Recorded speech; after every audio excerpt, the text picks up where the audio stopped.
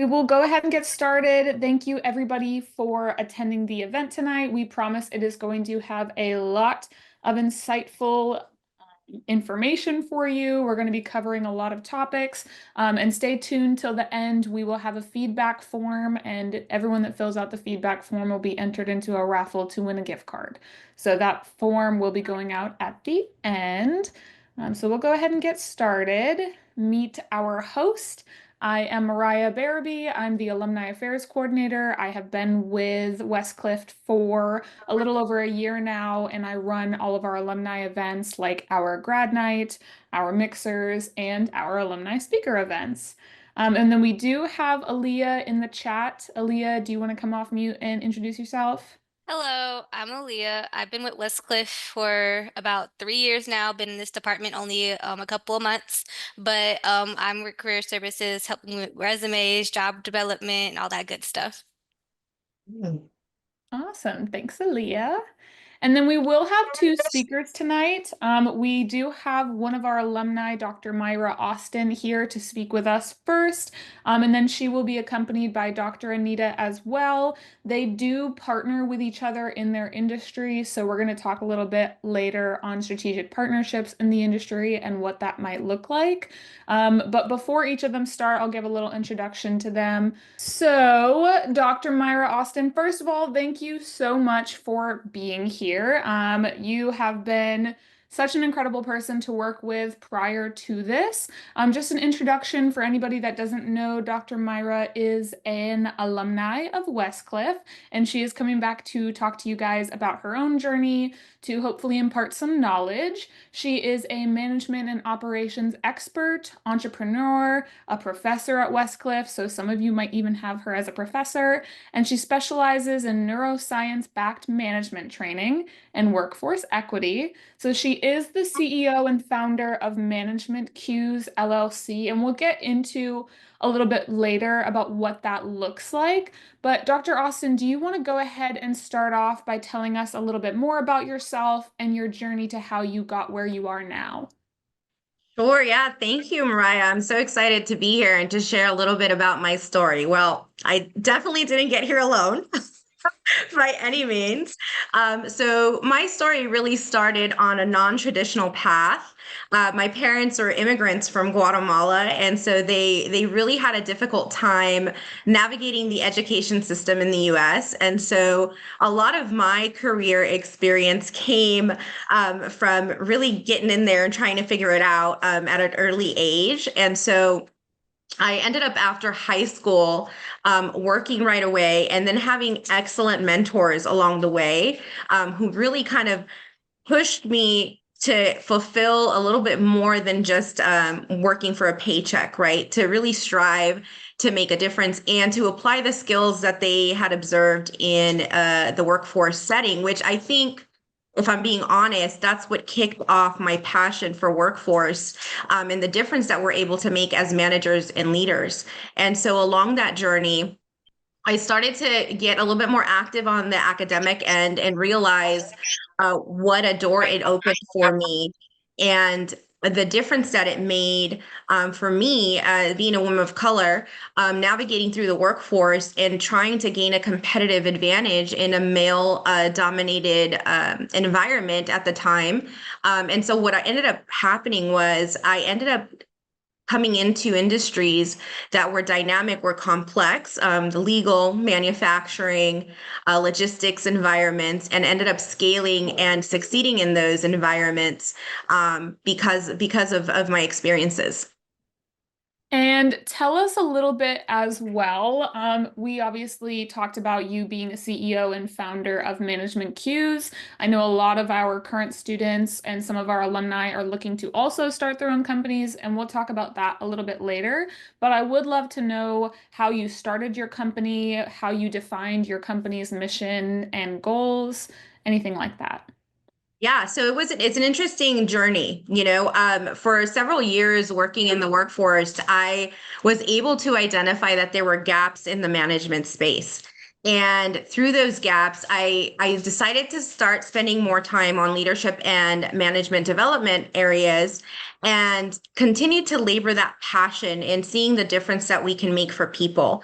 So I had a long trajectory moving through from entry level management all the way through executive level leadership, and had personal challenges along the way as well, and health challenges. And so that ultimately led me to thinking about what was missing in the market. And I think that a great idea from an entrepreneurship standpoint always starts with identifying a gap or something that needs to be solved or something simple that might be missing. And for me, it was acknowledging the gap that existed for managers to level up and skill up, right, in areas where there was no management for what was actually taking place in the real world environment. So with that in mind, I decided to launch some focus groups and test managers and see if what I was thinking was missing actually was. And I did that over a period of a year. And in that year, I was able to see that what we were offering for those focus groups was exactly what was missing in the environment. And it was training that was proven to work, that managers and leaders could actually go out and tie to a return on investment. And that's what ultimately led us to scientifically test our model. Yeah, and just to reiterate for everybody what you just said, so brief overview. So what Dr. Mayra did was she recognized a gap in the market. She looked for a way to fix that gap. And then the other great thing that she did that was not in the industry was she found and tested it with scientific evidence. So that's something really incredible about her company, is that not only are they working to help management training, but they've got the scientific background behind it, which is incredible. So I do want to circle back a little bit. And you talked about being a first generation college student, and obviously you are working with leadership and training. So I would love to hear about how you felt your experiences as a first generation professional shaped your approach to leadership and training. Sure. Yeah. Great. Phenomenal question. So I think the reason why management cues is what it is and the delivery of it is so effective is because of that. It's because of my experiences along the way. So along the way, I had to learn American norms. And while I was born here and was first generation, there's so many things that are traditional that I just wasn't familiar with because my parents weren't familiar with it. So equally so, just like there was some awkwardness in high school and elementary school, and there were things that we did differently in the workforce, it played out very similarly, where I was having trouble navigating workforce. I was having trouble navigating effective communication. I sometimes didn't understand what certain terms meant because the norms were just not my norms, right? So that to me, I think is what forced me to carve out this lens that I now have of identifying those that sit in the gap and the monumental potential that we have in workforce that we sometimes completely omit because there is an alignment. So at Westcliff, I've taught organizational behavior, and I can't tell you enough how much it fills me with joy to touch on some of those things and to help our young professionals start to look for in the gap, because I think it's in the gap where we find solutions that are needed. Yeah. And I love too that something that might have seemed like a weakness to a lot of people, you played on that and you found your strengths within it and you used that to create this huge company. And I do want to talk a little bit more about your company too, before we go into some advice that you might have for current students, because I know that a lot of current students obviously are international. So I know that they understand, and a lot of them are also first generational college students. So that's something that they can really resonate with. I would like to talk a little bit more about the measurable outcomes from your training programs. And what do you feel these mean for the future of management science? Yeah, thank you. It's one of the things I'm currently obsessed with. Right. So forgive me if I, get my nerd on at this moment. Give it. So I'm bringing it. So, some of the things that make our program unique is the impact it has on the experience for the manager that's going through the program. So we had our methodology tested over a 7-month period, and it was tested through a company that we partner with called Neuron. And they were able to take their proprietary algorithm and measure what these managers were actually experiencing through our training. So, as an operations leader, I was determined to tie in those KPIs and turn it into a language that everybody appreciates in the business environment. And so, what we found was that our training actually increased management performance for those managers in training by 235%. I mean, unheard of. It's Wow. true. Wow. Our approach and methodology was able to improve participant cognitive states by 175%. And some of those cognitive states were stress, confidence level, um, cognitive load, which is the effort that we put in when we're learning something new, right? So these things are completely revolutionizing training and what it looks like to be successful, A, and B, to actually be able to prove that there's a return on investment on how we train. And I'll name one more. But one of the results that for me meant a lot was we saw an decrease in cognitive stress of 243%, meaning that not only are our managers in our programs learning, they're feeling phenomenal about it because they're now moving in to a place of confidence and courage, which we refer to in our training program as managerial courage. But that is what it takes to ultimately actually create a capacity or have the capacity to lead. And so there are things we take for granted when we're naturally gifted, right? But these are trainable areas. We can have happy, excited professionals out there that aren't burning out and hate what they do, right? Like there is that our scientific results prove that. And I'm okay, so I'm actually going to throw you a little bit of a curveball here because we haven't talked about this prior, but I think this would be great for our listeners to hear about. So, you talked about helping with confidence levels, and that's something that we talk about in career services all the time. Because when students go into a job interview and they go in with confidence, they're so much more likely to get the job than if they went in with their shoulders tucked, not feeling very brave, I guess, or sure of themselves. Are there any ways that you feel our current students could work in their everyday life to improve their confidence skills? Yes, I do. I think that one, knowledge is power. I know that that sounds corny and it's been said a million times, So but true. knowing how to step into a situation is everything. I think that sometimes we tell ourselves that something isn't for us, and so we do the job that we shouldn't be doing in convincing ourselves that something is not for us. Let me tell you, everything is for you. You get to pick what you love and move into. And so I think that when it comes to creating confidence, first it's knowledge. First it's being aware of what it looks like to step into something that usually gives people a little bit of a boost. At least that's what our scientific results have shown. And I think the other thing is understanding that as human beings, we're dynamic and that each interaction elicits a response, not just visually.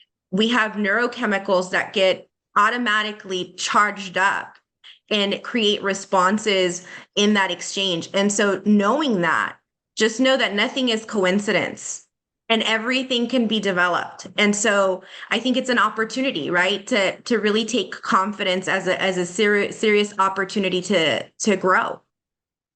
I love that. Thank you for that golden nugget. I hope everybody was taking notes because seriously, that is so important. As I've gotten older, I've started to realize how important it is to be more sure of myself and to bet on myself. I'm sure you've gone through the same thing that I have. So Thank you for that. I do want to circle back a little bit to your company again, because I know that there are some listeners that are looking to potentially start their own company. So tell us just a little bit more about how exactly you discovered that gap in the market. How did you work to solve the problem? I know we talked about it a little bit, and then also what it looked like starting that company as well. So giving them kind of the play-by-play or some steps that they can take if they are looking to start their own company. Yeah, first of all, it can be done. So make sure you believe that because it's true. In my experience, in my career, I worked with startups quite a bit, so I knew what mistakes not to make right off the cuff, and so I followed my step by step kind of protocol. And first, I spent time thinking of the design, identifying the gap, doing market research, and seeing if there was a market for training, and how much training was happening, who was doing what. I looked at that. I started to see some astounding statistics actually that blew my mind that then really kind of pushed me forward because I was able to see that in the US alone, for every 1,000 managers out there, there's about 13.6, I think is the number, $1 million that are spent on ineffective training. So I was Ooh, like, okay, I am right. There isn't enough of a clear return on investment on the type and kind of training that's out there for managers. The second thing that I identified was that about 59% of managers in the US have ever received a management training at all, that right? seems And low. That seems low to me. oh, it's scary. So I started working in the legal industry in my career. So for me, I was like, do you know how much litigation that's pointing to? Quite a Right. bit, quite a bit. Quite a bit. Quite a bit. So those doing that market research helped me refine my offering, right? So that was one of the critical steps at the very beginning when where nothing was designed yet. It was purely research. And then once I started to see that there was definitely a space for what I was thinking, that's when I started to recruit the focus group. And the focus group was made up of 20 different managers at different stages of their career. And I recruited them through gift cards because that's what you do when you're on a budget and you're getting started. So it doesn't That's have to be that's how we super get our complicated. feedback forms. So there it goes. Yes, right. I mean, it could be simple, you guys. It doesn't have to be, you don't have to have an investor right away to do brilliant things, I guess is the message there. But those 20 volunteers that got all kinds of gift cards, I got very creative. Um, worked with me for about a year. So I did my research for about a year in vetting these areas. And then I came up with the framework, the design, and started to go through the legal areas of validating my model and all of that. And so after I did the focus groups, I started to produce and design tools. And then I wanted to see if it fit a gap. That's really what I was looking at. I was thinking to myself, is this a puzzle piece, right? Does this fit? And the feedback that I got was phenomenal. It was honest. It allowed me to change and model and change things and retest them before I actually put things out to market. And then I chose my hero product. So if you guys haven't heard of a hero product, right? It's kind of your big product that you're going to put out there and test for lack of a more sophisticated breakdown. So our hero product for management cues was a management planner that I designed based on the functions of leadership and functions of management. So if you were in my organizational behavior class, we touched on those functions. Here's where it goes from classroom to reality. Right, students, like here's where what you learn in class can actually turn into $1 million idea, right? So that planner has been our hero planner, and it's supporting managers in a really accessible and affordable way, which part of Management Cues' vision is accessibility. So then I put that planner out there to see if there was interest, and it's been selling ever since. Love it. I love it. And I love that you take what students can learn in the classroom and use it in their hands-on experience. That's actually a lot of feedback that we've gotten from our current students, is that they love the hands-on experience that they get in the classroom. While we're talking about your professional journey, and before we bring on Dr. Anita, I would love to talk about, if you feel comfortable, the challenges that you faced in your professional journey. I know we have all faced them. Yours was a special journey that you went through. So tell us whatever you're comfortable telling us. Yeah, thank you. I'm an open book, folks. So ask your questions. I love sharing. If it Me helps too. somebody, it's worth my share. So about 6 years ago, I ended up being diagnosed with a neurological issue. And the issue was very difficult to diagnose, and I was actually misdiagnosed about 4 or 5 times. And they weren't sure what was going on with my brain. They thought it was a mess. They thought it was a tumor. They thought it was all kinds of things, but they couldn't pin it down. And so I experienced a disability throughout it. So I would lose my ability to walk. I would lose my ability to talk. I couldn't even brush my teeth at times.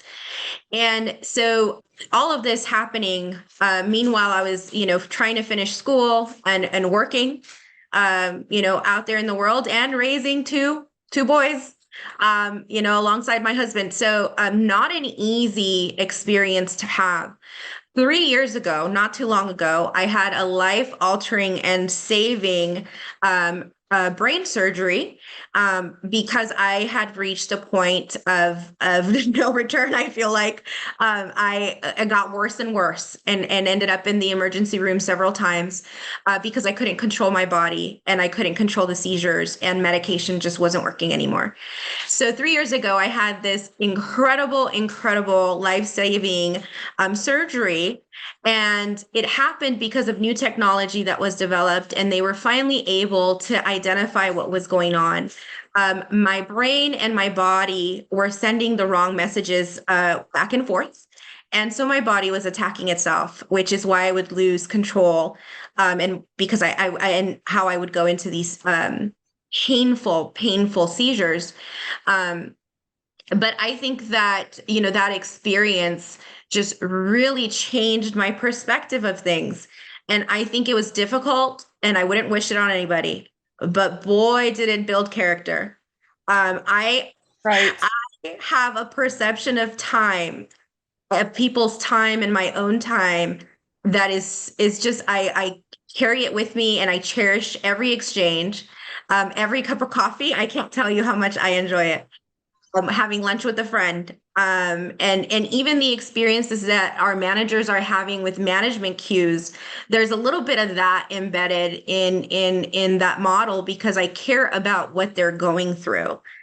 So I think that challenge really ultimately made me a better person and a better leader.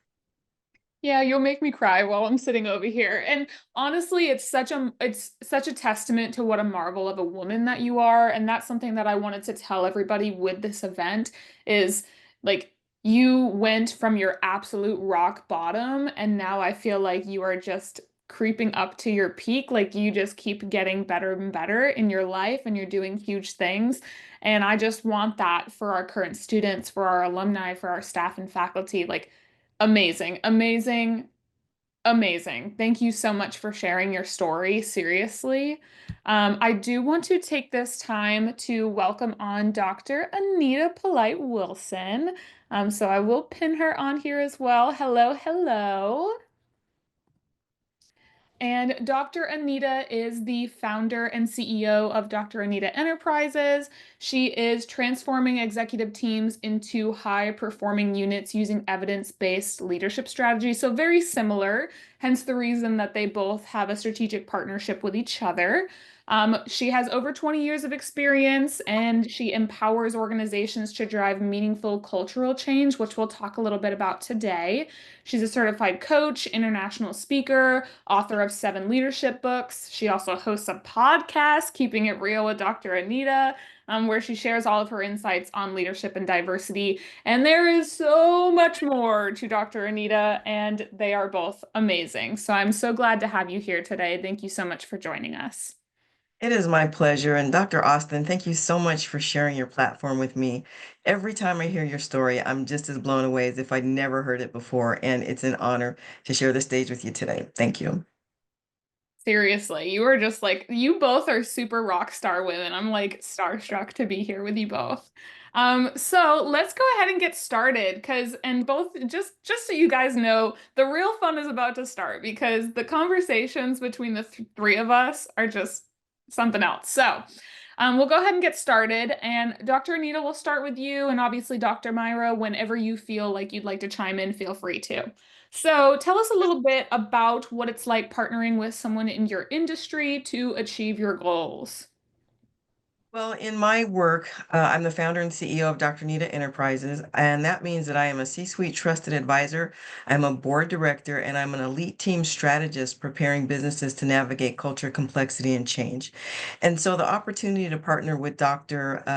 Austin has just really been something that's happened organically and in a very timely way. She and I were introduced to each other by a mutual friend.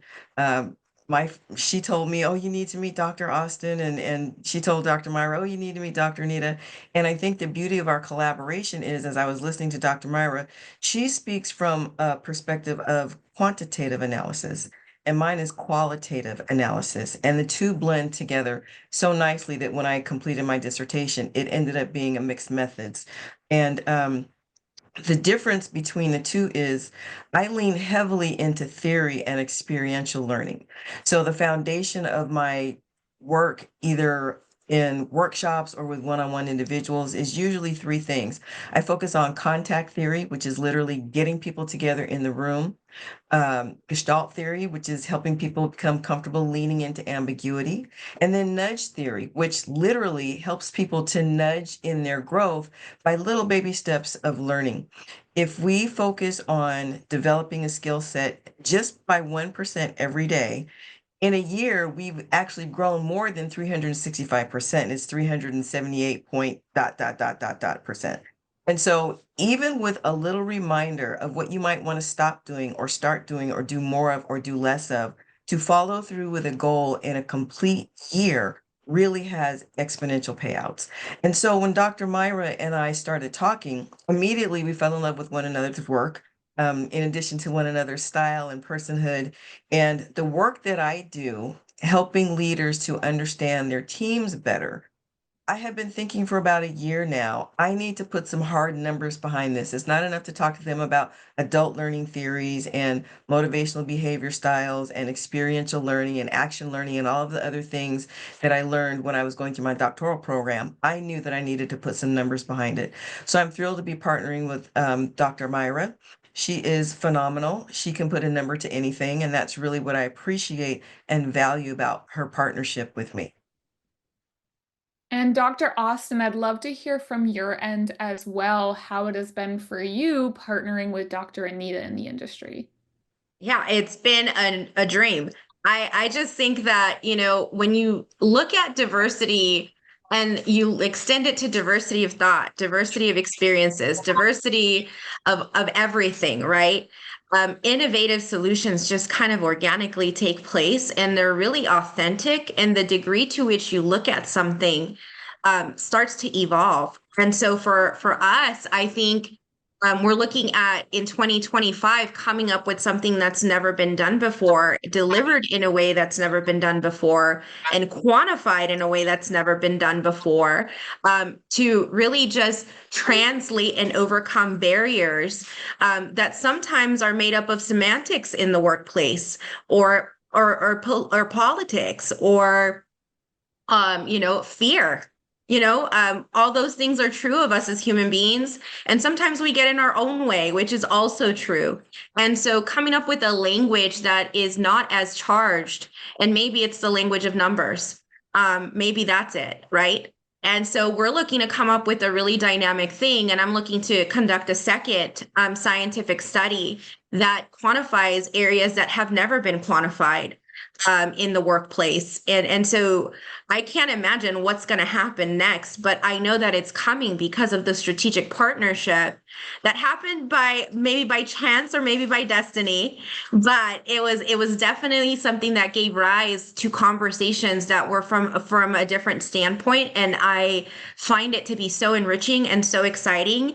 And I think that it mirrors the type of conversations I'm having with my students in class because they're diverse and their experiences matter. And so I'm excited for them, maybe sometimes more than they're excited for themselves. But the truth is that that diversity, it's so powerful. If So I may, Mariah, I'd like to go share an ahead. example. Dr. Austin was talking about the fact that we want to quantify things that have not been quantified to date. One of my favorite programs that goes off very, very well is called Unpacking the BS That Inhibits Belonging. And it's one of my most popular courses. And the BS is used specifically to capture people's attention, but then to also get them to think beyond the obvious and think about layers.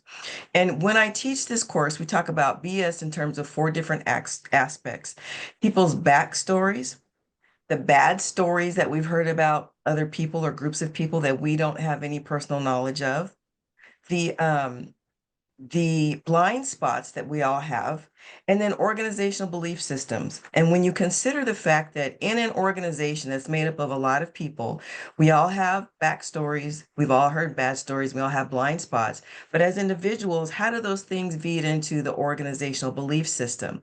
Conversation like that would benefit from the work that Dr. Austin is doing in terms of neuroscience. Because once we've had these conversations, once we dug deeper together, once we've had these aha moments, once we become vulnerable, once we practice psychological safety, it's crucial to have some numbers behind that to say, wow, this wasn't just a feel good session, but wow, look at how we've grown. And so those are the types of programs that I'm looking forward to working with Dr. Austin to quantify and take some real numbers to the table. Because the bottom line is, for organizations, unless we are clear about the value that diversity brings to the table, organizations are going to continue to back away from it when it's not convenient, like what we're seeing today.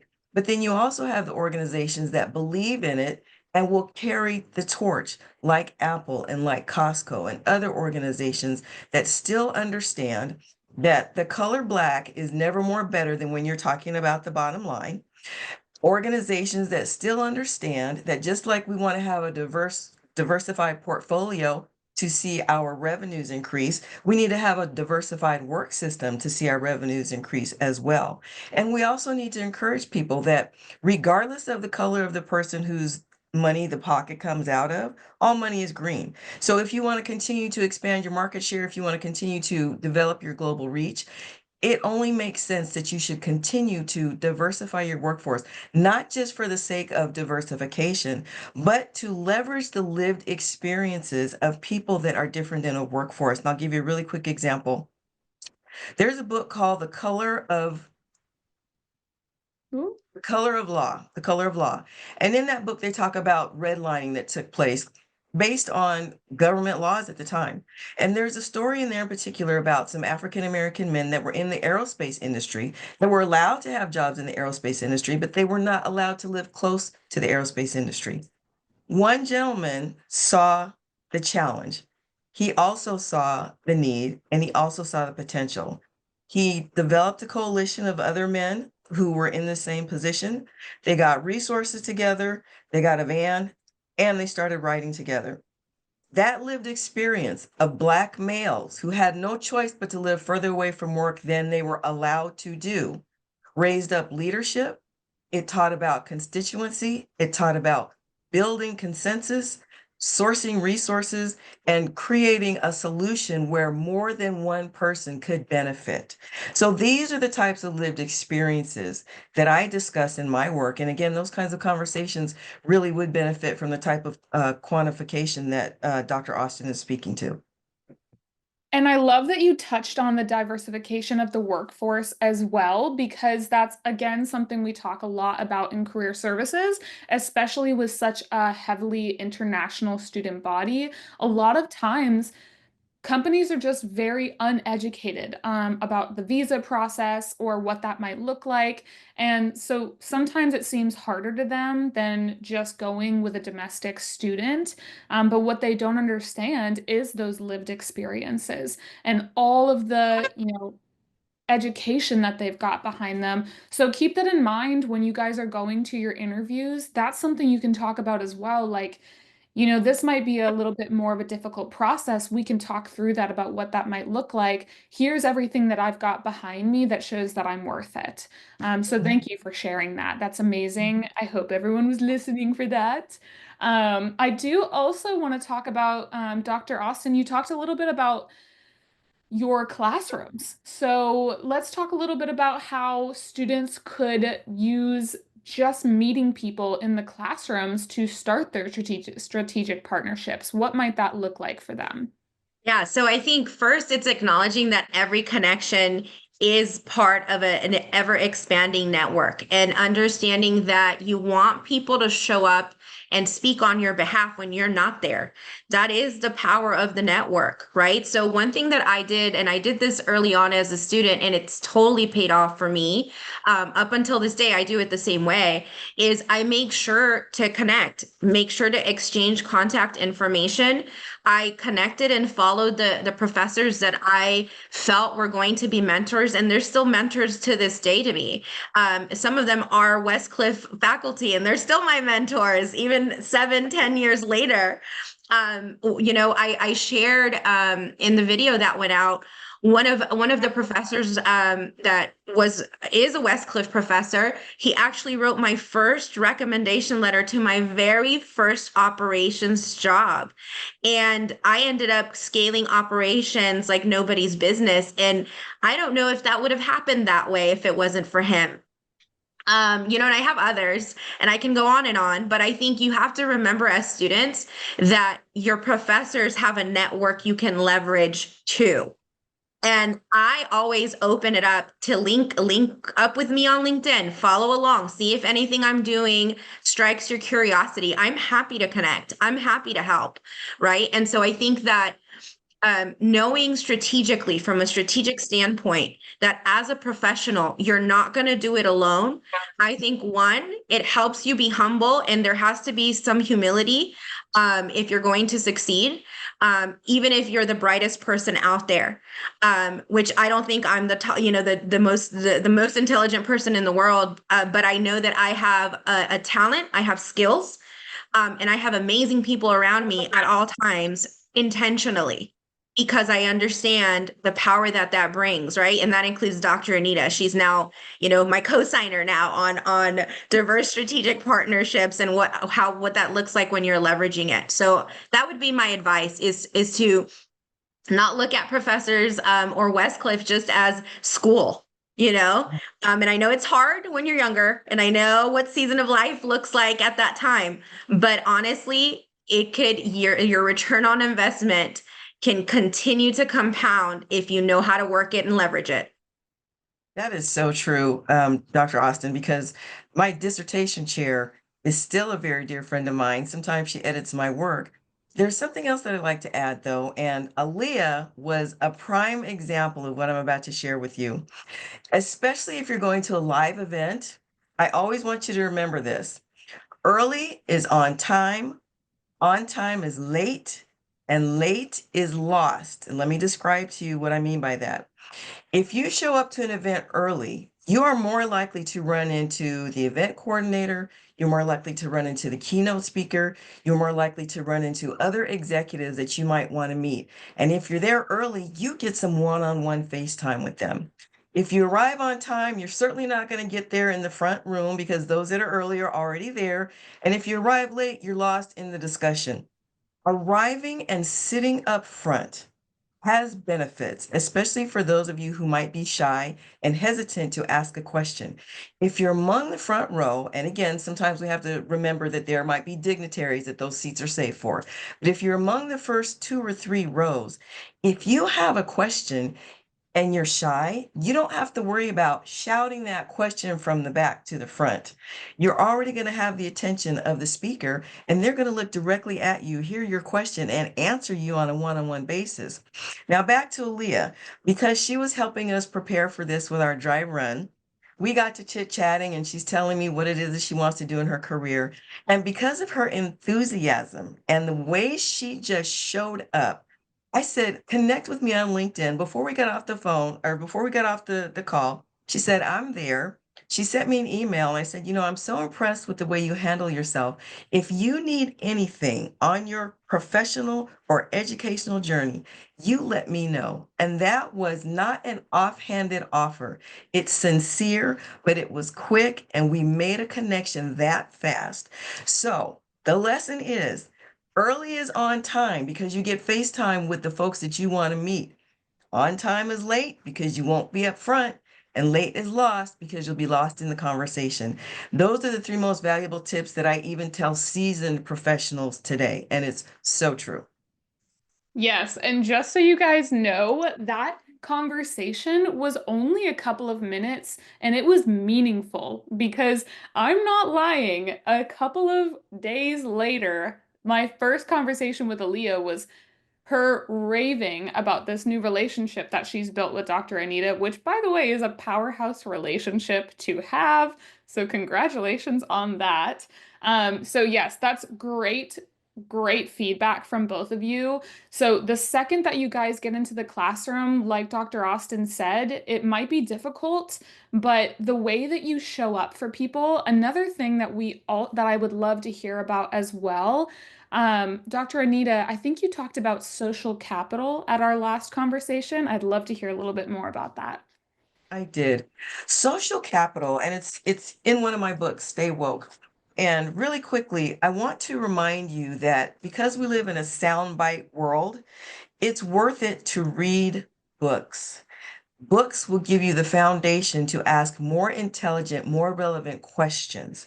And so I'm not asking you to read the book the size of a dissertation. This is mine. I'm not asking you to do that. But what I have done is written a series. Thank you, Aaliyah. I appreciate that. What I have done is written a series of thin books that were designed to be read and consumed. And there are questions and answers in here to help you plan what you're going to do next after you read this. So in this particular book, talking about Stay Woke, it talks about how you engage in the workplace. It talks about social capital and the importance of showing up in a way to where someone wants to spend social capital on you. Back to the way Dr. Austin and I met, our mutual acquaintance, Marisa, she spent her social capital about me with Dr. Austin and vice versa. Had the relationship not gone well, then there would have been some question perhaps about her perception of what a quality partner would look like. When someone is willing to spend their personal social capital backing you, that's about as good of a compliment that you will ever get, which means you need to show up well. You need to show up professionally. You need to show up very well thought through in terms of asking questions, in terms of receiving information, in terms of having something relevant to share in a conversation. So here's another tip that I have for you. Whenever you're in a meeting in a professional setting, you can develop your social capital three different ways. One, always show up with a well thought out question in your back pocket. You don't always have to ask it, but show up with it. Number two, always come with some relevant information that other people don't know. But number three, and perhaps most importantly, always be prepared to amplify someone else's voice. When you can be known for amplifying other people's voices, that raises your social capital as well, because people understand you're not in the relationship just for yourself, but you're about mutual benefit. And mutual benefit means pushing others up so that they can be seen and heard. Did I get that right, Dr. Maya? So right. That's social capital. It's gold. It's It is golden. gold. I'll say this and add to that. There's power in our interactions, right? And they actually leave neural pathways in our brain when we do it right. So it's not just something that can't be quantified, as we're talking about. It can very much be quantified. And just so that our students hear this, our brains, did you know that we have more real estate in our brains that's predisposition for threat? And it's a self-preservation mechanism.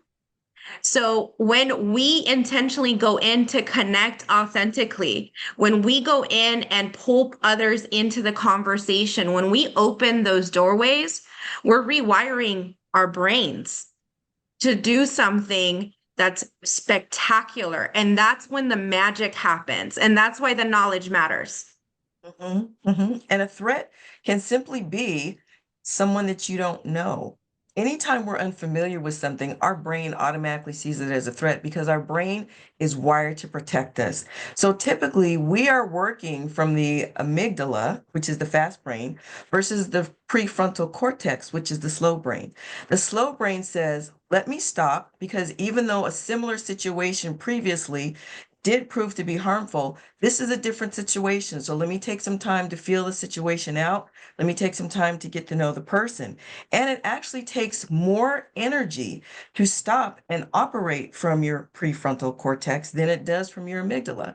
So there's a lot of science behind what Dr. Austin is saying. And that goes back to the whole point of psychological safety.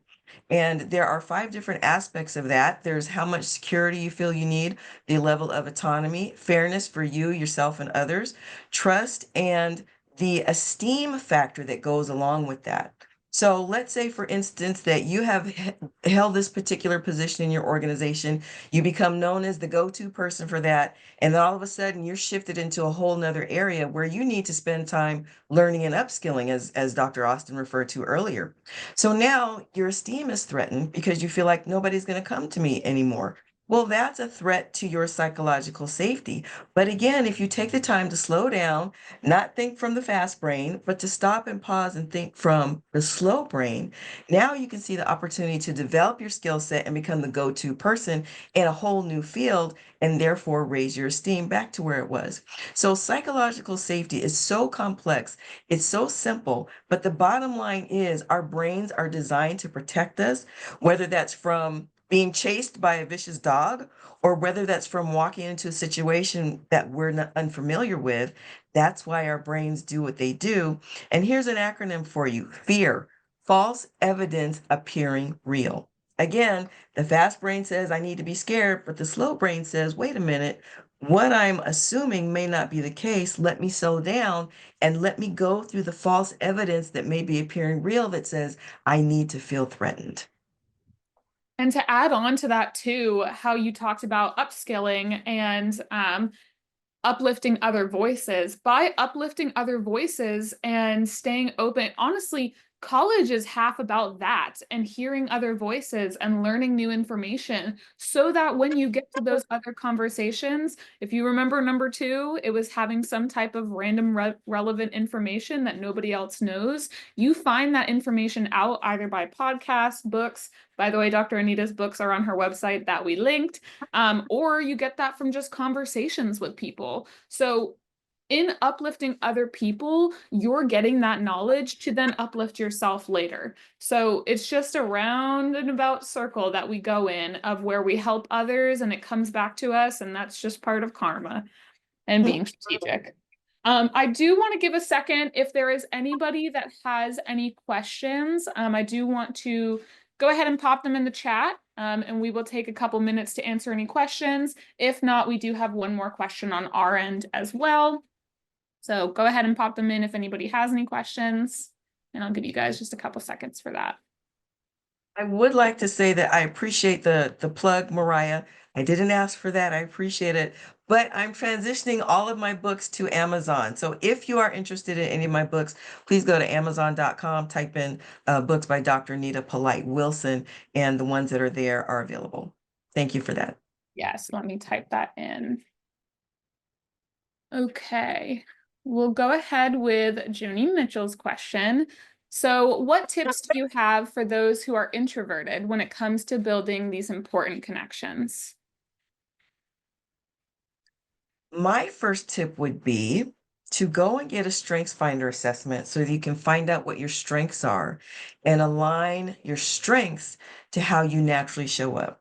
There are 4 domains of strengths. There's relationship building, influencing, strategic thinking, and executing. And within those areas, you might find that you don't necessarily have to be the loudest voice at the table, but you can find ways to show up that are comfortable and that align with who you are.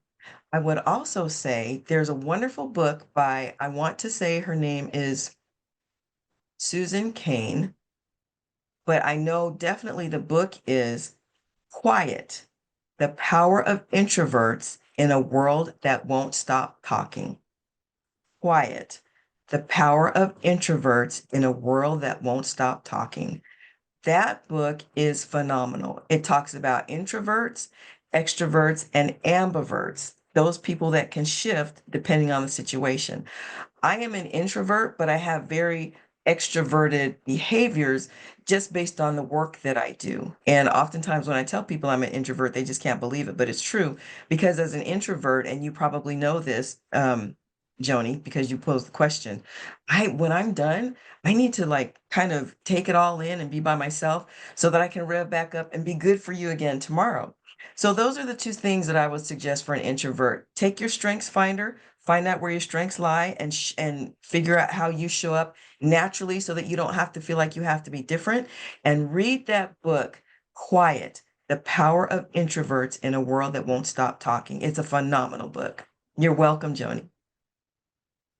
And if I could, Mariah, just add from a management or leadership perspective, in case we have anybody in the audience that's interested in going that route, I both train and encourage our managers to take DISC profiles. And the reason why is because the DISC profiles results show you how you come off to others with differing communication styles. So I am actually a D style, very dominant style communicator. And so I have learned how to adapt my style because believe it or not, my style can be incredibly off-putting in the workforce if I don't know who I'm in front of. And so because of that, I had to work really hard at gauging awareness in order to be effective. And at the end of the day, if you're in a management or leadership role, your goal is to be effective. And so understanding other people's communication styles and realizing that not one style is better than the other. It's not. They just operate differently. And how we respond and how we perceive ourselves play out in workforce quite often. So I just wanted to add that on to Dr. Anita's fantastic breakdown there. Thank you both for that. Great insights. And I will say there's a lot more people that are introverted than extroverted. You wouldn't know it. I definitely seem more extroverted, like you said, Dr. Anita, but I'm the same way. When I get done with something, I have to relax afterwards. So honestly, sometimes it's also just pushing yourself and practice. And to circle back, confidence. From one of the very first things we talked about today, fake it till you make it. I have learned that as I've gotten older. So we'll go ahead with the next one, and this one's kind of cute. What keeps both speakers motivated to do all the great work? Do you want me to go, Dr. Anita, or are you ready? Yeah, I'm ready. What keeps me motivated, honestly, is remembering all of the bad managers that I've had. And I'm not trying to be disrespectful, but they say that you can learn from anybody, and it's true. You can learn what to do from a good manager. You can learn what not to do from a bad manager. And so because I've experienced my fair share of bad managers, that's what keeps me doing the work, especially working with executives. It's my joy and privilege to remind them that they were not always in the C-suite and to remember what it was like to come up through the front lines to where they were. And that's what keeps me going. So yeah, so sharing my motivation at this time after going such a through a traumatic event, right? My motivation is just really understanding people's experience and having an appreciation for it, and it's this intrinsic thing. It just has created this fire. And I'm just very, very curious. And that curiosity is just really fueling my motivation these days, to go in all sorts of different directions. And Management Cues has filled my cup, if I'm being honest. It's very rewarding to see the impact we're having in the workforce with these managers, and their whole perception of management shifting from something negative, fearful, scary, unsuccessful, to the exact opposite. It's life changing. It's one of those things that you kind of get addicted to. And so I think for me, it's that it's understanding people's experiences and giving them the space to share it with me. It's such a powerful thing. So that's me right now. Mhm. I love that. And I will just add on really quickly, something I've also learned is that it's not always about motivation. And so my word for the year is consistency. So just getting up every day and doing the things that I know that I have to, even on the days that I don't feel like doing it, because I'm gifting it to my future self. So that's something that's been really important for me. So we will go ahead with our last question before we're done for the day. I'll literally cry because this has been amazing. What is your one piece of advice for those struggling professionally, and how can they overcome those hardships? Okay, let me take this one, Dr. Anita, and then I'll pass it on to you. So I think my piece of advice is to not give up. To know that that challenge is going to shape you for better, and that everything is a stepping stone. And sometimes without the challenge, we don't labor the things we need to labor that actually equal to growth.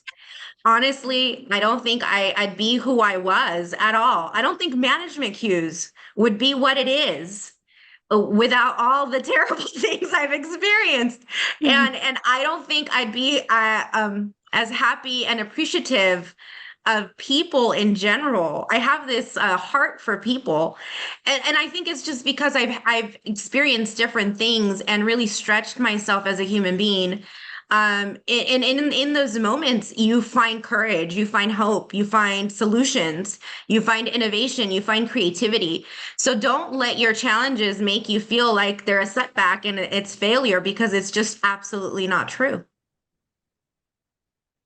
And I would add to that 7 simple words: trust the process and learn the lessons. Trust the process and learn the lessons. Love that. Thank you so much to both of you. You have been incredible tonight. I hope that everybody got everything that they wanted out of this. I am going to share a quick feedback form. So again, if you complete the feedback form, you will be entered into a raffle for an Amazon gift card. Thank you, Dr. Austin. Thank you, Dr. Anita, for all of your time and giving back to our listeners today. And I can't thank you enough. And Thank you. It's been a Pleasure. pleasure. Thank you. Thank you, guys.